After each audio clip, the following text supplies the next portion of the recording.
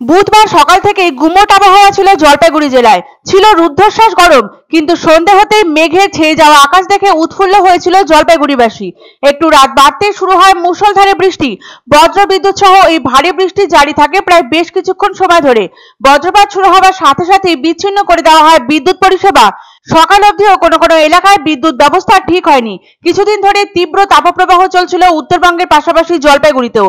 তবে তারই মাঝে ইতস্তত বিক্ষিপ্ত বৃষ্টিপাত হওয়ায় অত্যাধিক প্রকট হয়ে বিশেষ ধরা দিতে পারেনি প্রবল উত্তাপ। কার্যতকাল বিকেল থেকেই মুখ ভর ছিল আকাশের। সন্ধ্যা পেরিয়ে রাত গড়াতে শুরু হয় অঝোর বর্ষণ, সাথে ছিল বজ্রপাত ও বিদ্যুতের চমক।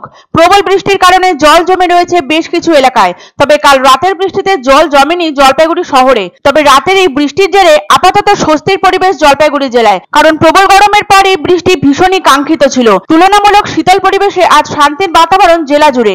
তবে সকালেও কিছুটা বৃষ্টি হওয়ার পর আস্তে আস্তে থেমে গেছে তা।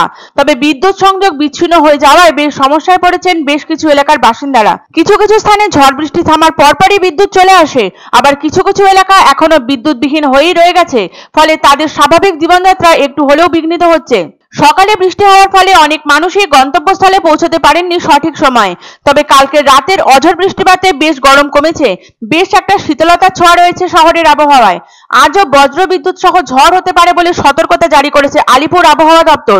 জলপাইগুড়ির পাশাপাশি ঝড় হওয়ার প্রবল সম্ভাবনা আলিপুর ও কোচবিহার জেলায়। সাথে দমকা ঝোড়ো বাতাস বইতে পারে 30 থেকে 40 কিলোমিটার গতিবেগে। বস্তুত উত্তরবঙ্গে দুর্যোগের পরিস্থিতি তৈরি হয়েছে ভারী থেকে অতি ভারী বৃষ্টি হওয়ার কারণে। সিকিম, ভুটান, অসম, মেঘালয়ের পাশাপাশি উত্তরবঙ্গে অতি ভারী বৃষ্টিতে নিচু এলাকা প্লাবিত হওয়ার আশঙ্কা।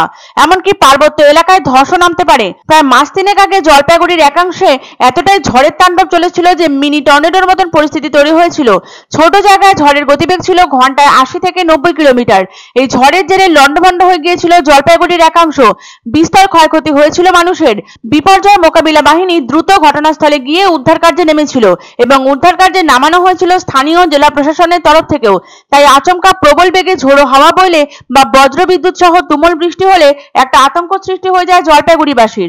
তবে বুধবার সারাদিন গুমোট গরমের পর রাতের মুষলধারার বৃষ্টিতে বেশ সন্তুষ্ট জলপাইগুড়ি জেলাবাসী, কারণ তাতে বেশ অনেকটাই শীতল হয়েছে পৃথিবী পৃষ্ঠ। আর আজকে সকাল থেকেই আবহাওয়া মনোরম থাকায় স্বস্তির বাতাবরণ জলপাইগুড়ি জেলা জুড়ে।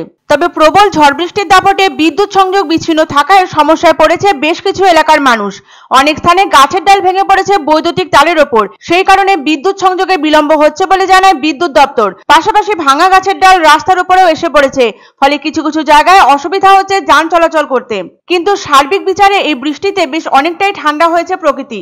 বৃষ্টির জলে আর্দ্র হয়ে কার্যত চনমনে হয়েছে জীবকুলের পাশাপাশি সবুজ উদ্ভিদও।